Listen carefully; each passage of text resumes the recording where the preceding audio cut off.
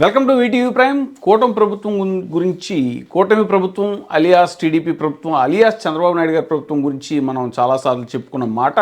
అయితే మంగళం పాడేయటం లేదా మమ అనిపించడం, అది కాకపోతే మంగళవారం మాటలు, ఇది ఎన్నిసార్లు చెప్పుకున్నా తక్కువే. ఇప్పుడు తాజాగా ఉచిత బస్సు, మహిళలకు ఉచిత బస్సు తుస్సుమంది అంటున్నారు ఏపీలో జనం. ఎందుకనంటే ప్రభుత్వం ప్రకటించిన దాని ప్రకారం కేవలం పల్లె వెలుగు, అల్ట్రా పల్లె వెలుగు, ఎక్స్ప్రెస్సు, అలాగే డీలక్స్, ఈ బస్సులకు మాత్రమే ప్రయాణం ఉచితం మహిళలకి ఆ బస్సుల్లో. ఈ పథకం వర్తించినటువంటి సర్వీసులు ఏంటి అని అంటే నాన్ స్టాప్ సర్వీసెస్, అంతర్రాష్ట్ర సర్వీసులు, ఇంకా contract carriage services, chartered services, Saptagiri express, ultra deluxe, super luxury, ఈ సర్వీసులకి ఈ పథకం వర్తించదు. వీటిల్లో డబ్బులు పెట్టుకునే వెళ్ళాలి మహిళలు అయినా కూడా. కండిషన్ సప్లై ప్రకారం చిత్తూరు నుంచి విజయవాడ లేకపోతే ఏ అన్నవరము వెళ్ళాలి అనుకుంటే మహిళా ప్రయాణికులు, చిత్తూరు నుంచి ఒకళ్ళు అన్నవరము లేకపోతే సింహాచలము వెళ్ళాలి అని అంటే మహిళా ప్రయాణికులు దాదాపు 3-4 బస్సులు మారి వెళ్ళాలి. టికెట్ ఛార్జ్ లేకపోవడం సంగతి